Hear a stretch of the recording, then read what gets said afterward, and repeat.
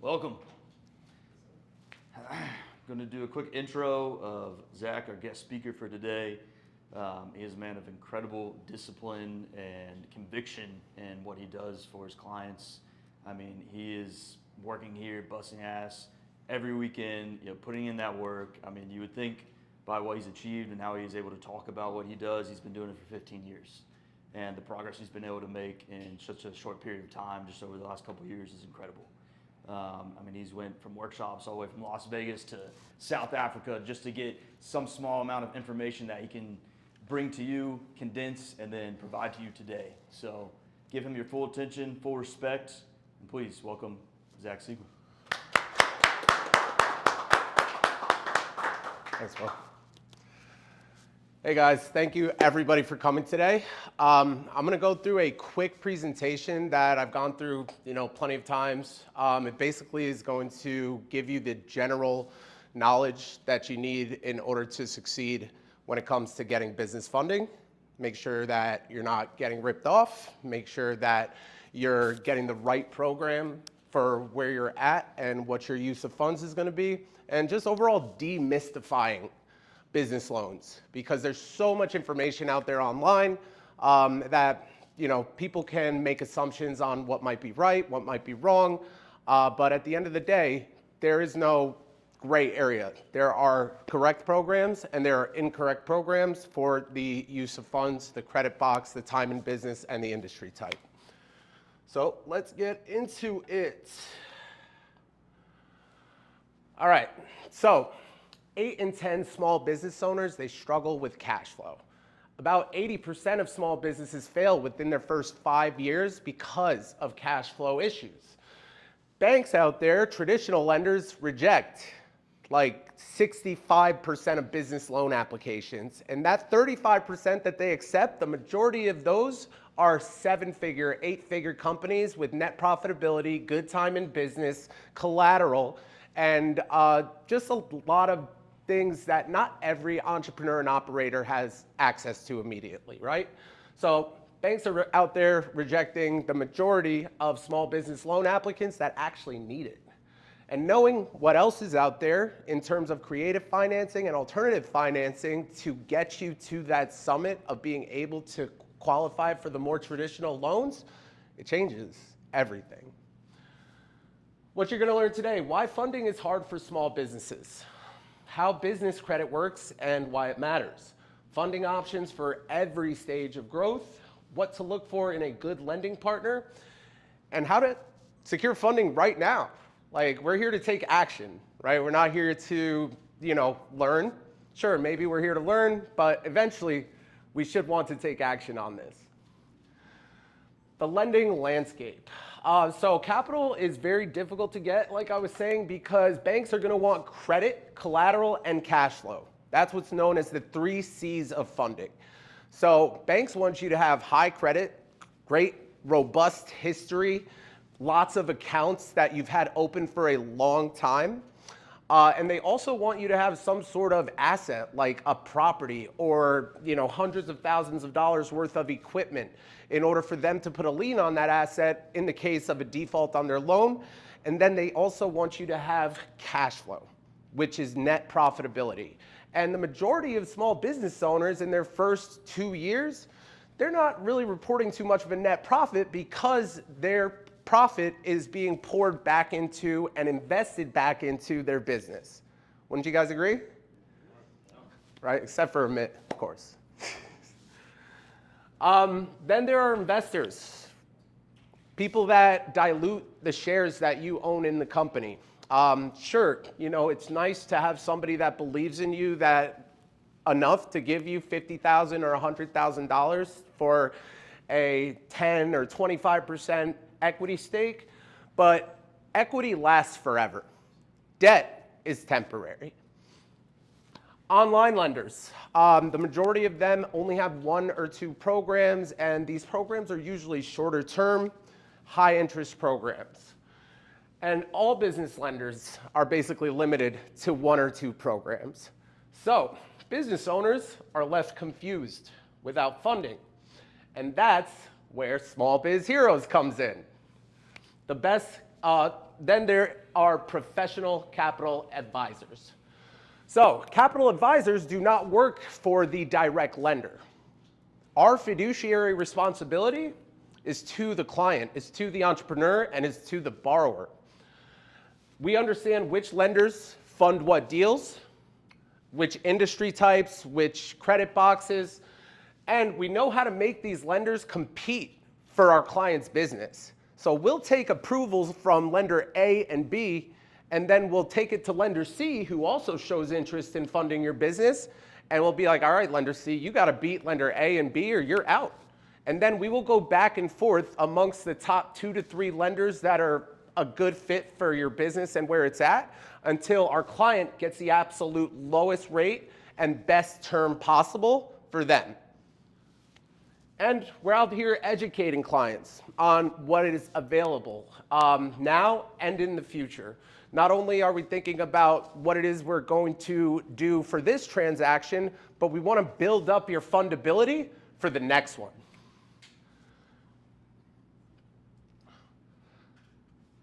Really quick, I want to talk about business credit, because before you even start your business and form an LLC or get an EIN number, you should start thinking about this stuff.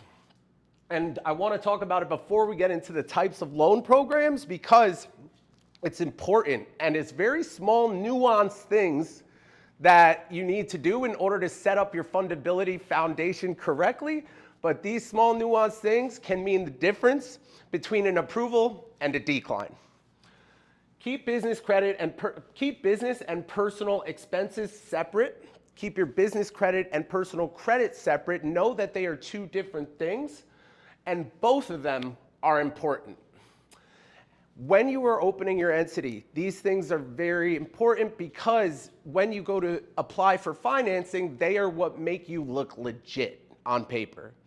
A business address, a business phone number, an EIN number, an EIN letter with the same business address on it as you registered with the Secretary of State, a business checking account, not a personal account where your revenue goes into, a business checking account. Very important. And then that same business address on that business checking account, a credit card processing account. Banks do not like Zelle, Venmo, and Cash App transactions. They are making you look unprofessional, and they are uncollectible in the event of a default for most lenders. So a lot of lenders are not going to count your peer-to-peer cash exchange applications as revenue, believe it or not. Any questions so far? All right, all this is tracking pretty well? Good. Make sure that you're keeping all of the information consistent amongst every public platform. Secretary of State, yeah, what's up? I had a question. So you said for revenue collection, they don't count. What about if you're paying out through those forms? So if you're paying out, like paying employees? Yeah, does that hurt you in any sort of way? It does come across very unprofessionally, and you should get a payroll account with Gusto. It is extremely cost effective. And it makes you look considerably more professional.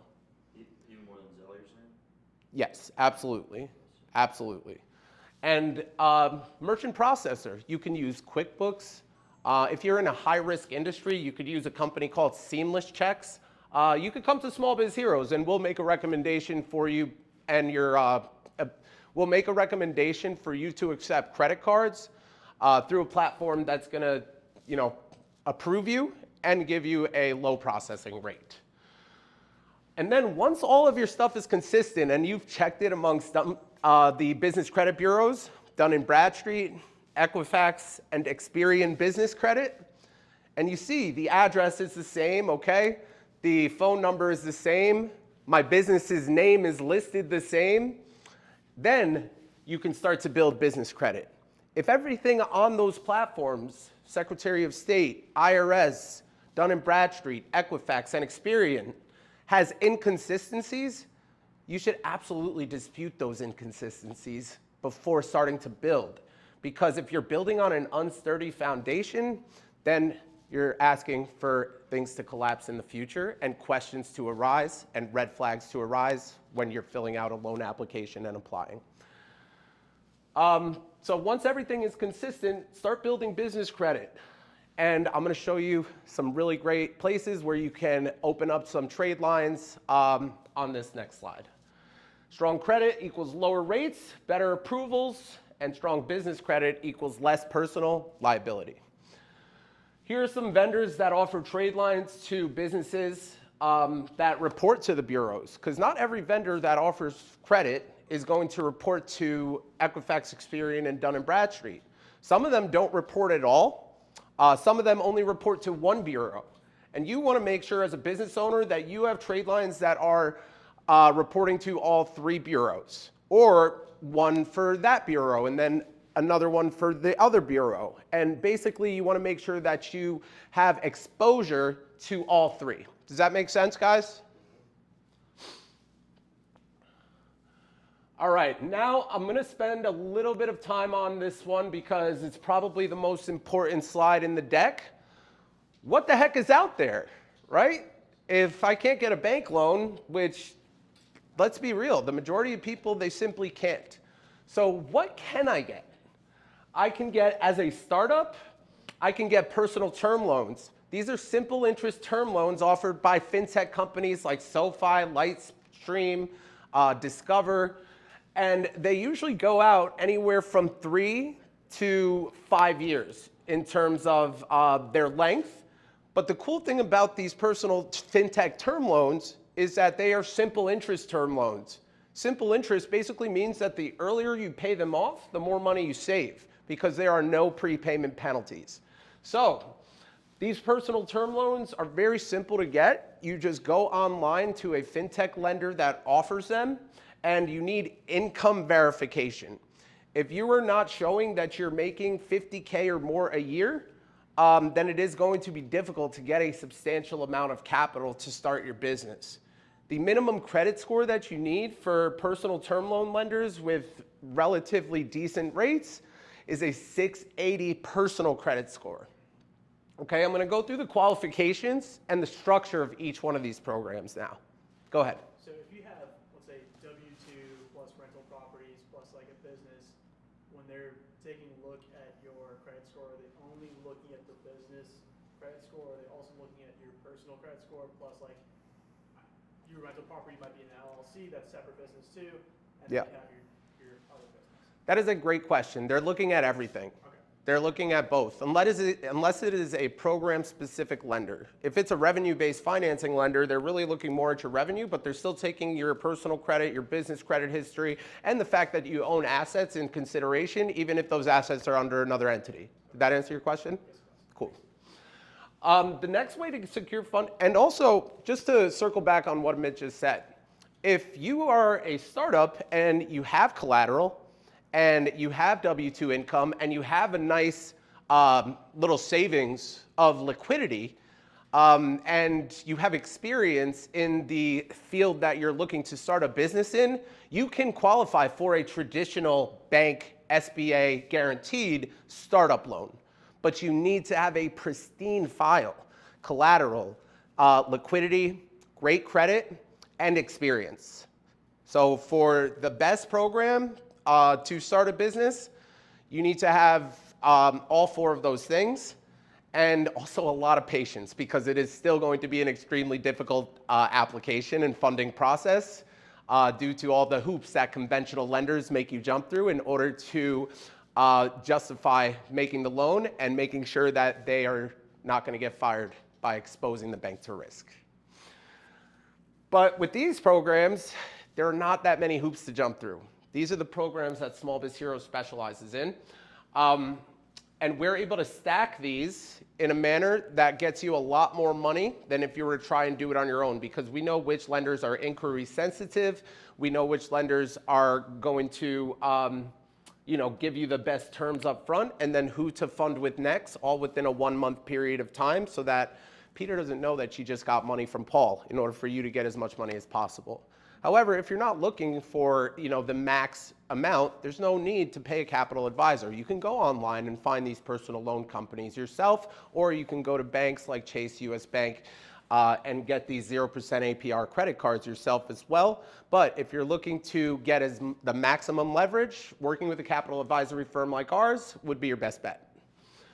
0% APR business credit cards. Once you have the entity structured, we're able to get you anywhere from $50,000 to $250,000 in 0% interest credit cards under the business, and that promotional period lasts anywhere from 6 to as long as 24 months, with the average card being 12 to 18 months and a $30,000 to $50,000 limit.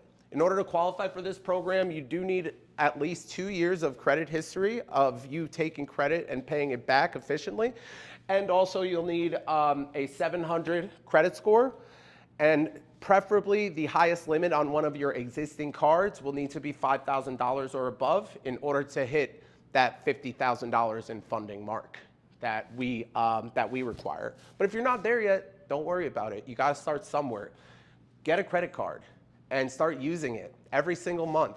10% of the 10% of the limit, 20% of the limit, and then pay it off, and then use it again the next month. You're gonna get a ton of points and bonuses, and the most important bonus is you're gonna be building your personal credit as well.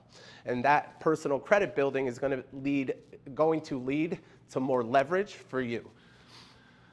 So 700 plus credit score, minimum of 2 years time, 2 years building credit, and not more than 4 hard inquiries in the last 6 months is going to be required for the 0% APR credit card program. I have a question. Sir. If you had multiple credit cards, but your oldest, longest running credit card, you never use it, would it be advised to still keep that credit card so that you Yep. good on paper for it? Absolutely. Do not close that account unless it is in collections. And also, good to note, if it is in collections, consult with a credit repair expert before paying the collections company, because when you pay the collections company, it admits that you did something wrong. If you work with a certain professional, you can probably set up closing that card and then getting that charge off or that delinquency removed completely. So, did that answer your question? Yes. Okay. Can you repeat it one more time? If you had multiple credit cards and your oldest credit card with the Okay. history, Yes. you barely don't use it, it's just there in the cabinet, right? So that the reason that I asked you to repeat that is because there was a point I wanted to make.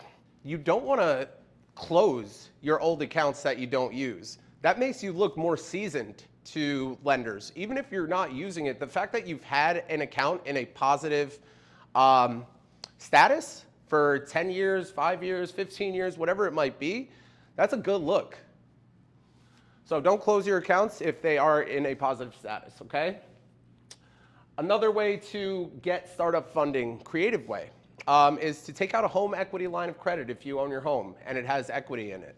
These are long-term, cheap options. Sure, it's going to be under your personal name and affect your personal debt to income in the beginning, but you need to not be afraid to use your personal credit in the beginning while you're building the business's revenue and fundability.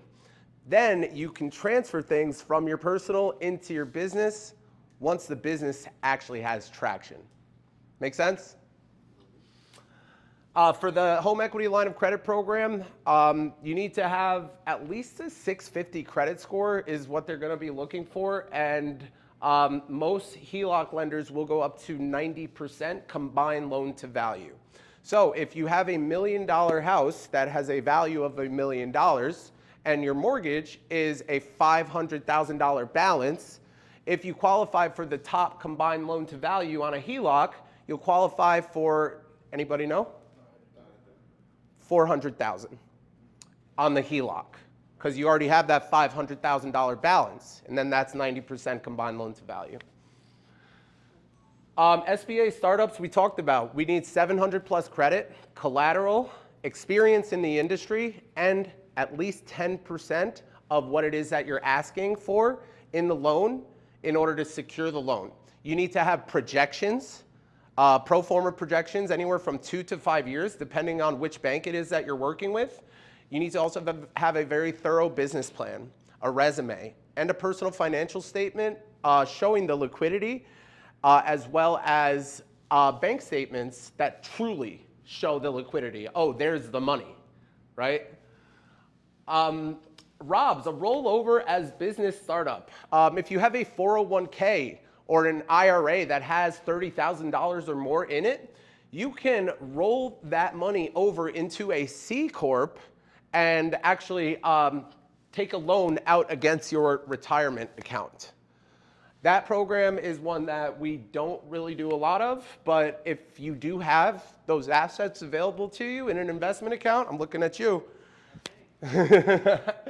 then it is money that you can leverage without fees, and while it's like taking a loan out against your own retirement account, and you're paying yourself back at prime plus a couple points, which is like around 9% right now.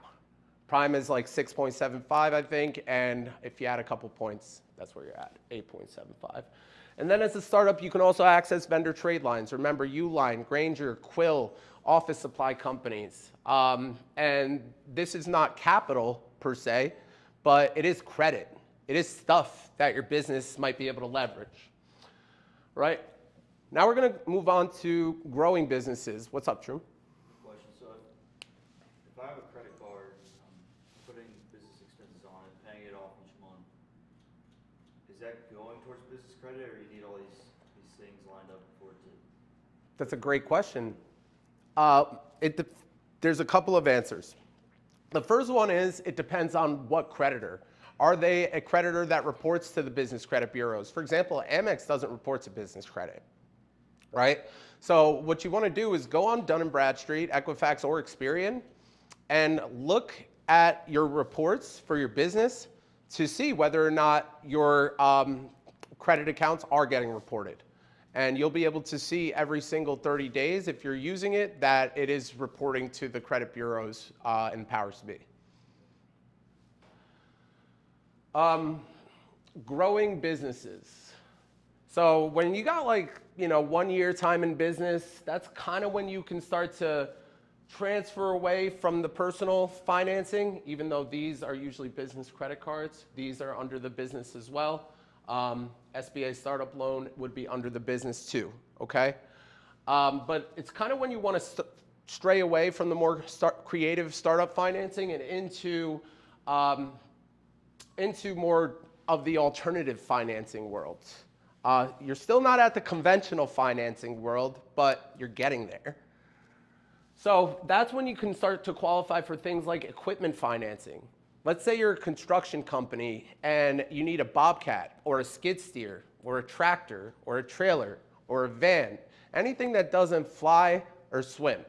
Office supplies even can be financed through an equipment financing program. So equipment financing programs are usually anywhere from 3 to 10 year terms.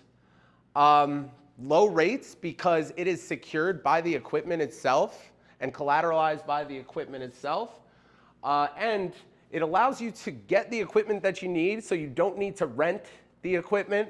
You don't need to take all the money out of your cash flow for the equipment, the cash flow that you desperately need as a business owner to grow in that first year. And you can spread it out over 3 to 10 years, depending on what it is you qualify for. There are also a ton of tax benefits to equipment financing. If you do get some time and you're in a heavy asset industry, look up Section 179 and how it relates to last year's big, beautiful bill that the president passed. And you're going to be able to realize that you can depreciate 100% of the equipment that you purchase over in the exact same year that you finance it. So even though you're not spending 100% of the equipment's value and price tag that same year, you're still able to depreciate 100% of that equipment's value within that given tax year, and then you can add that back when you're going to get a business loan, so it doesn't take away from your debt service coverage ratio and profitability. And the vehicle has to be 6 pounds I didn't know that. Yeah. Maybe though. I Yeah. guess so. I mean, if that's what you read, then yes. Yeah. Equipment financing is a great program that we do a lot of. So if y'all are in the equipment space or construction or just want to talk to us about it, then let me know because I love that program.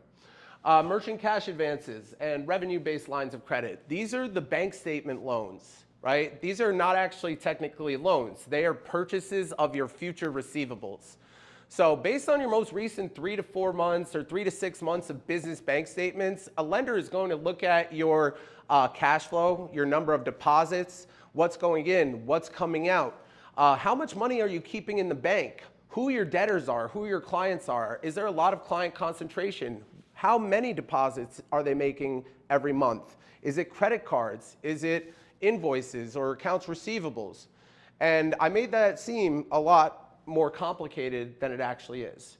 For a borrower, they need to submit their last 3 to 6 months of bank statements, and whatever their average monthly revenue is over that last 3 to 6 months, depending on your credit, time in business, and industry, a revenue-based financing lender will give you anywhere from 50 to 150 of what you're averaging a month, okay? Or about 20% of, or about 10 to 20% of your annual revenue. So up to a certain point, these lenders, they don't even look at net profitability. They just look at your gross revenue. They go up to about $150,000 in working capital or revolving working capital lines without financials, without needing to see that profitability. Anything over $150,000, if you're doing bank statement financing, is you typically need to have some sort of profitability or at least present a financial report that doesn't show that you are burning through money like crazy. Make sense? So I'm trying to give you guys a lot of specifics here in this talk because there are no like information packets really out there. So I'm trying to be as specific as possible with each one of these programs, okay? Merchant cash advances, you do not need good credit, right?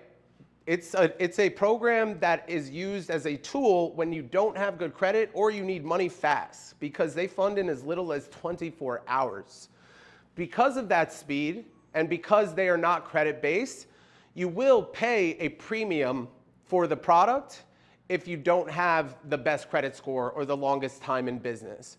But if you have good credit, good time in business, great cash flow, the rates on these are usually in the teens or low 20s. If you don't have great credit, cash flow, and time in business, they can get in the 30s and the 40s in terms of cost of capital. But don't let that scare you, because if you're making 200% with this capital, that's still a 150, 160, 170% return, okay?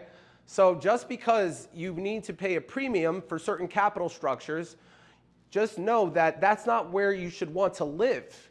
You should use that as a tool and talk to your advisor about, hey, why is it that this is the only thing that I qualify for? And then they should educate you and elevate you. Get you into the best capital program that you qualify for today, and then teach you why it is that this is the best program for you today and how to get cheaper and cheaper money with time. I have a question. When you say time in business, is that directly referred to the individual or the entity? That is referred to the entity. Okay. Yep. Yeah, the individual can have 20 years in the industry, but if the entity is 2 years old, lenders are looking at that entity and underwriting it with a 2-year time in business. Great question. Invoice factoring, that is a secured line of credit. So invoice factoring is when you have clients that pay you on net 30, net 60, or net 90 terms. If you're in construction or staffing or manufacturing and you're working with businesses or governments, that's likely a good program for you because most of the time, companies need that money in order to operate. And they need the working capital that they would usually be waiting on. So an invoice factoring program is going to advance a company that issues a net 30 invoice or net 60 invoice to their clients up to 90% of that invoice amount, same day or next day. Now this program, it does not really care too much about your credit as a business or your time in business. It cares more about your debtors or your clients, because the invoice financing company is going to handle your receivables. They're going to be the ones collecting that net 30 payment, that net 60 payment on your behalf. So they're going to be underwriting your clients, not very invasively, but in the background so that your clients don't know about it, of course, and see if they have a positive habit and history of paying their invoices on time. If they do, they're going to approve the file and be able to advance you up to 90% of that invoice same day or next day. The difference is put in an escrow account until they collect from your client, and then they give you that difference back minus their fees. And invoice financing companies can charge anywhere from 0.05% in invoice, depending on volume, to as high as 5% in invoice. The usual fees, though, are anywhere from that 2 to 4% range for a growing business on average. Then once you get out of year 3, year 2, bare minimum, that's when if you start with us and you're building your fundability and you're doing everything right from the jump, then it's year 2.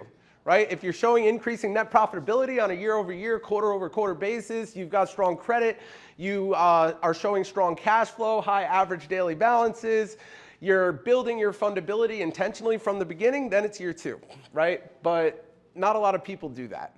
So let's just say year 3 is when you typically start to qualify and look like an established business to underwriters and lenders. So that's when you start to qualify for unamortized lines of credit. That basically means that there's no term. You're going to be making interest-only payments every single month until you can pay off the line. And that's actually a really good product for anybody that needs capital to bridge receivables, or seize opportunities, or have money there just in case of a rainy day or an emergency. That's when you also start to qualify for SBA loans, term loans, secured lines of credit based on your AR that are not structured similarly to invoice factoring. They're structured more like a revolving line of credit. And secured credit facilities, kind of synonymous with what I just talked about, right? For these programs, you still need to be bankable. You need to have 680 plus credit. You need to have strong debtors, and you need to have cash flow, profitability. Everybody always thinks to themselves like, Zach, why would I show profit on my tax returns? I'm not trying to pay taxes on this profit. Well, what you're doing in that instance is you are minimizing your enterprise value, and you're minimizing your ability to get cheap money as leverage. Okay? Because two sort of people look at your profitability: investors and banks. Hey Zach. Yo. Out of those 3 that you just had on the screen, which one do you work with the most? Right in the middle. Right in the middle? Yep. And then, So this is what we work with the most. do you want to work with more in the middle, or do you want to work with, which one's your preferred client? Right in the middle. Right in the middle. Yep, absolutely, right in the middle. But we get them there. And if we meet them here, then we get them here and then there. Got it.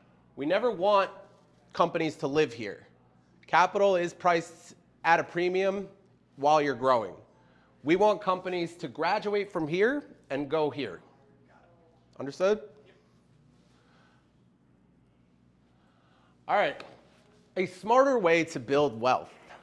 Start where you're at today. Use OPM. Leverage other people's money.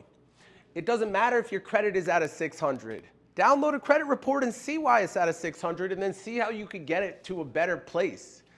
Start where you are today if you don't have collateral. Start where you are today if you don't have the highest revenue. there is a program out there for you, and when there is a will to get funded, there is 110% a way to get funded. Map out your short-term and your long-term goals for your business, and then reverse engineer how funding can help you get there. If funding can't help you get there, don't just take funding just for, shits and giggles, right? The capital is not free. Make sure that you have a use of funds for that money, and it's going to help you achieve your short-term and your long-term goals for your business. Choose programs that fit cash flow and credit stage. Programs that are at the bottom for more established businesses, they need to see net profitability, but maybe you're a growing business and you don't have that net profitability. Make sure that you're choosing the right programs depending on where you're at.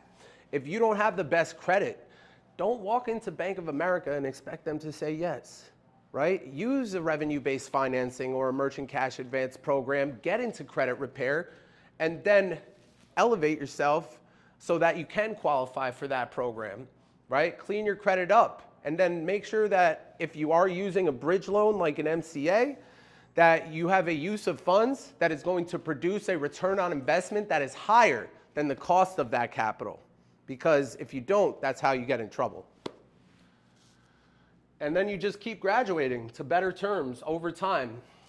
Get educated and then get elevated. How to apply this for yourself.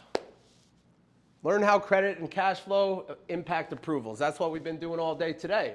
Explore which funding programs fit your stage and build habits that make you more bankable over time.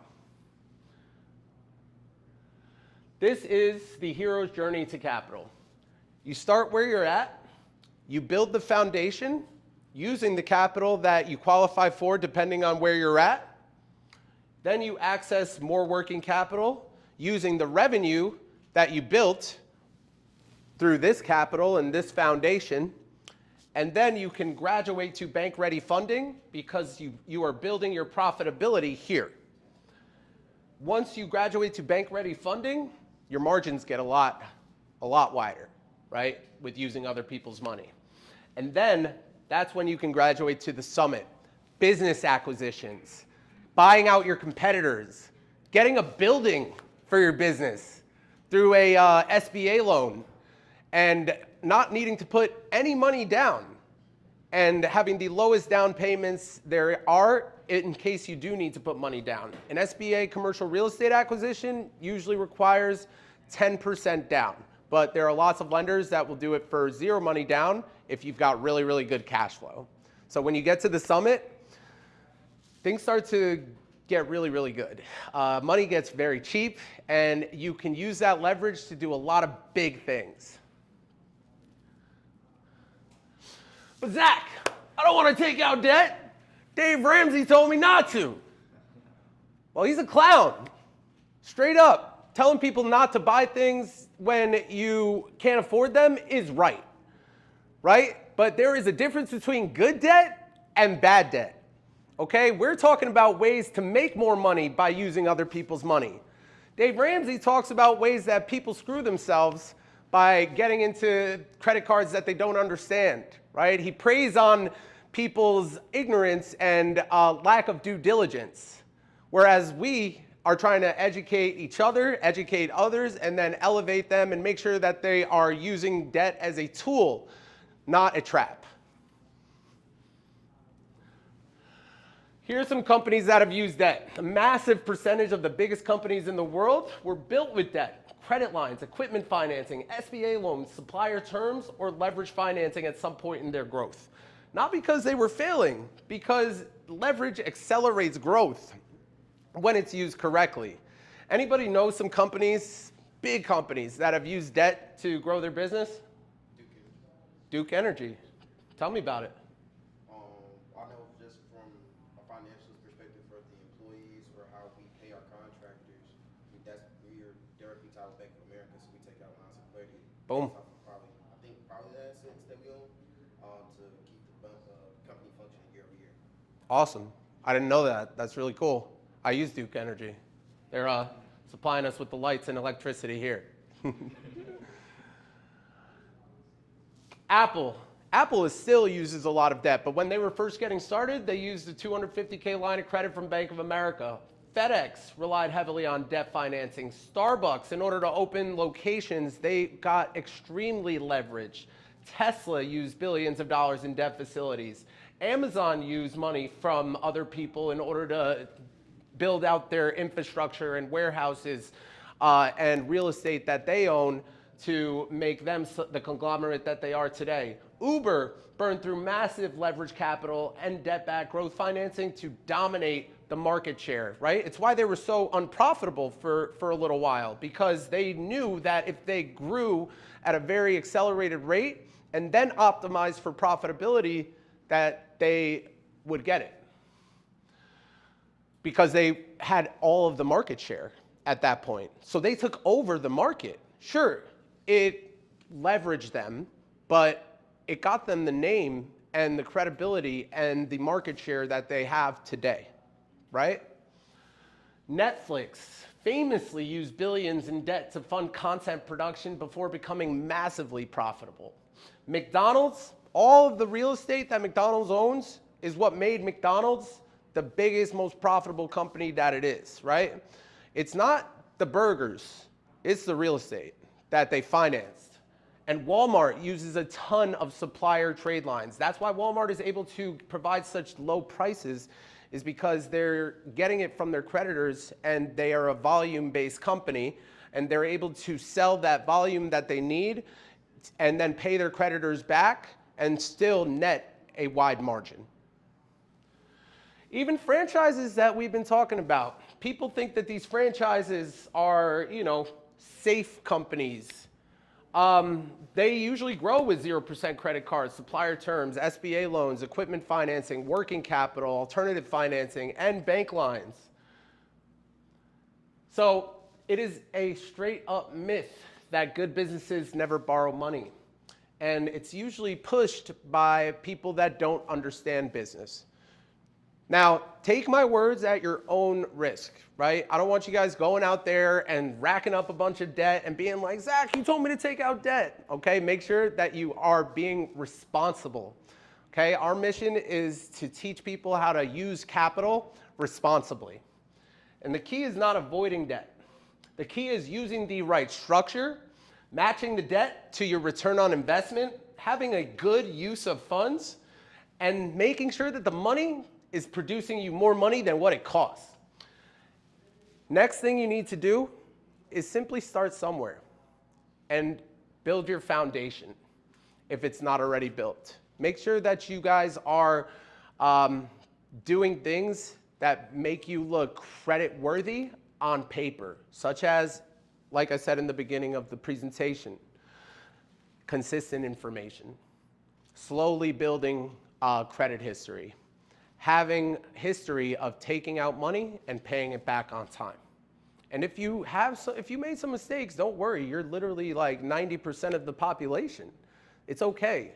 We can get started and turn a new leaf right now and start building the fundability foundation that we need as entrepreneurs to win. Like I said, when there's a will, there's a way. Why speed matters. This is something that's near and dear to my heart, because when you go to a bank, these people, they're going to move as slow as molasses because they are not incentivized by production 90% of the time. We are incentivized by production. We don't get paid unless you get funded. And in order to, get paid as much as we possibly can, we move fast. Speed matters because in business, the right timing depends on your need, right? Opportunity versus stability. In business, you need money money moves fast, right? If you have an opportunity to buy a truck that is 50% off market value, don't you think that somebody is going to try and scoop that up, one of your competitors, right? If they see that on the marketplace. So speed is really important to make sure that you can access those opportunities quicker than your competition. Some funding decisions could take weeks or months, like SBA loans and bank loans. Others can be done in hours or days, like cash advances and revenue-based financing. The right timing depends on whether it's for an opportunity or for the stability of your business.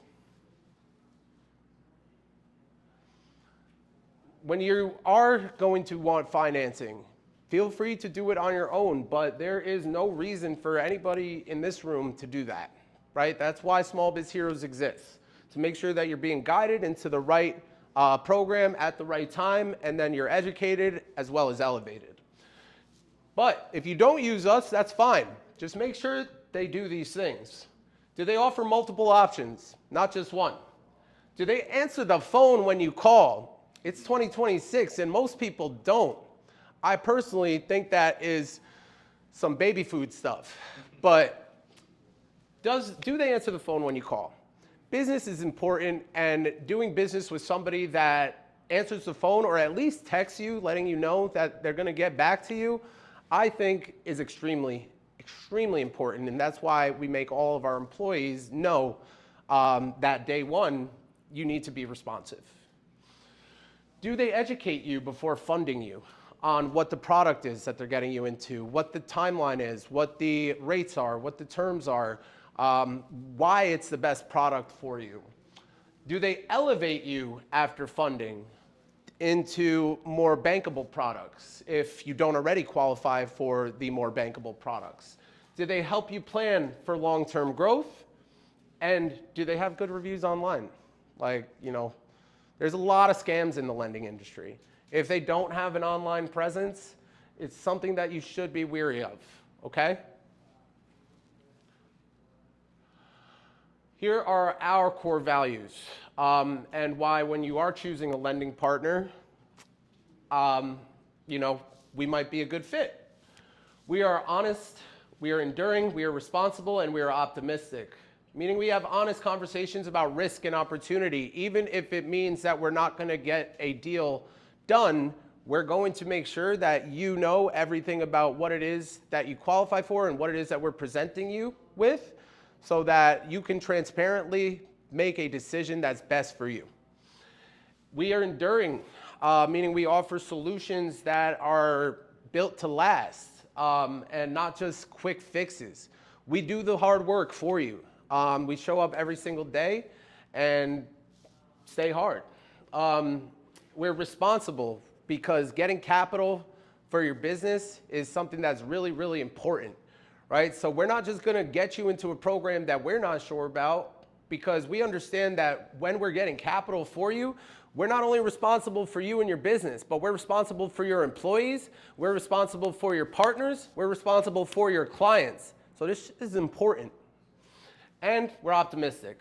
Everybody has a path forward. Doesn't matter where your credit's at. Doesn't matter where your revenue's at. Doesn't matter where your personal financial statement is at. Where there is a will, there is a way.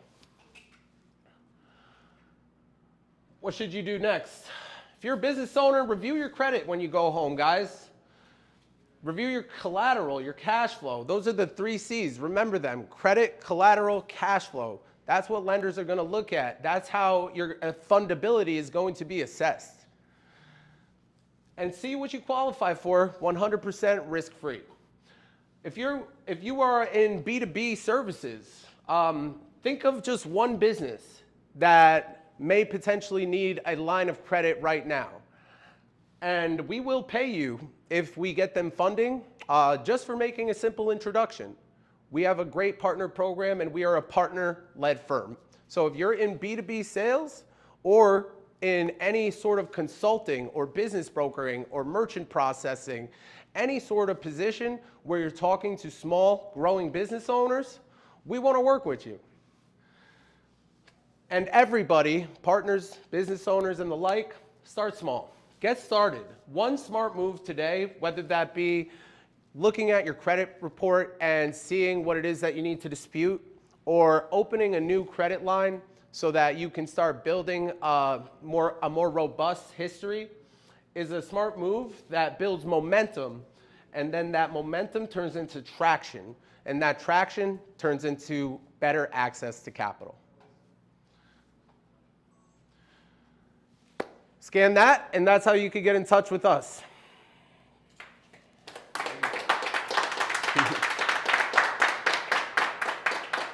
Thank you guys. I know that guy. Thank you, Zach. Thank y'all. Any questions?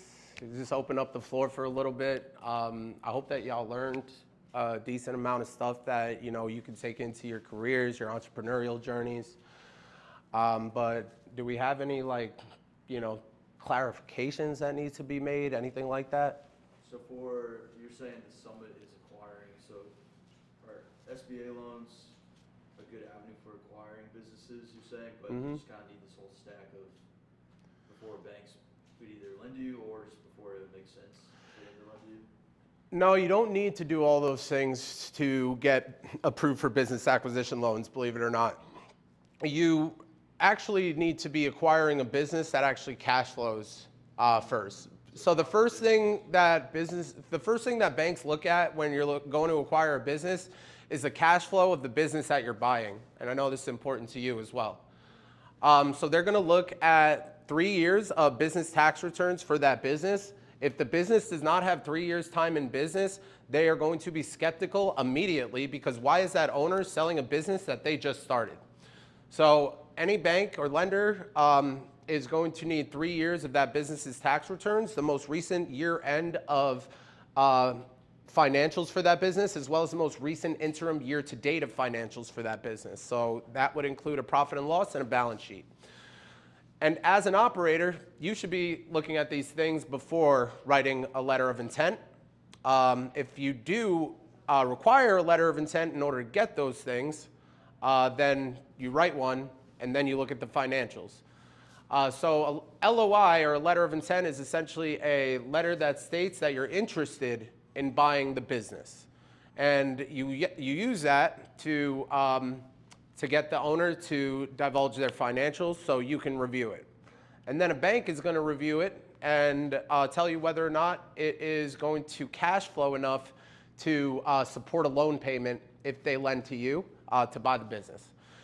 Now, once the business you're buying is approved, then they turn to the borrower. Do you have experience in that industry? Do you have a 680 or higher credit score? And the reason I put that at the summit is because if you're buying your competitors, yes, you have experience in that industry. But you can also buy a business at the starting point, which is really freaking cool. To buy a business, you usually need at least 10% of the asking price down to put down on the SBA loan. And over the last 6 months, there are so many new rules to business acquisitions and SOPs that have come out that it is literally changing every week. And our SBA partner handles most of those changes. He's on calls with the SBA every single week. So, that's really all he does is our SBA loans. Yeah, you can do business acquisitions at the starting point too, bro. Yeah. You see your financials? Mine? I ain't selling. When do you know because you said, I think it was growing businesses, kind of that middle chunk. Maybe from your experience dealing with these business owners, how do they make that decision of all right, now's the time to take on capital to really start to scale up? What are you going to use it on? I'm thinking of, my cousin, for example, he does construction. Yep. He's got equipment, tools, payroll. Yep. He could scale up and do more, but when does he make that decision? All right, now's the time to invest. Well, then it transfers away from is it the right time to get a business loan to is it the right time to scale? Does he have standard operating procedures? Is he profitable as he is right now? Because if he's not profitable currently, scaling unprofitability is accelerated risk. It doesn't make sense to do. So you want to make sure that you're already profitable, and then that's usually when you get financing to accelerate that profitability. But a lot of people get opportunities where if they have the additional cash flow and they have the financing and they invest into that opportunity is what's going to make them profitable, like $1 million contract, but they don't have the cash flow as it stands right now with all of their $50,000 and $100,000 contracts to support the payables that come with $1 million contract. right? So there are ways, even when you're unprofitable, where you can leverage debt to become profitable. That answer your question? For sure. And there is, there is a lot of if this, then that. If this, then that. And every single day we're dealing with meeting people where they're at and consulting them unbiasedly as to, whether or not it is the right time.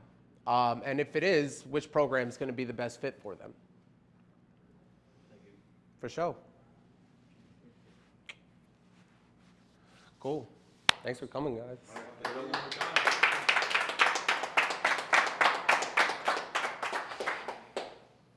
Did we all learn some cool shit? Cool. That's awesome, man. Thank Appreciate you. it. Yeah, bro. And just shout out to Zach for hosting us today at his office, taking time out of his weekend to teach you guys this. So, that was awesome. Definitely learned a lot myself. Thanks. Cool. How long are you planning to hang out here for a little bit, or you got to head out? Or? I'll chill for like 15 minutes. Okay. Something like that. Unless you wanted to do you said something about a working session? Yeah, if you guys want to hang around, it depends on you and your schedule, but if you guys want to hang around and get some work in or discuss, pick his brain a little bit more, we can do that. Let's do it. Yeah. Awesome. I'm going to run and just use the bathroom. For sure. Oh, all right. We got a little bit of coffee, pastries over here. I might bring them out here so you guys can have them. How'd it do? Good? It was great. Yeah? I'm Awesome. excited to see what it looks like. Oh, that's so cool. Where was the restroom, by the way? 'Cause Oh, I'm you can just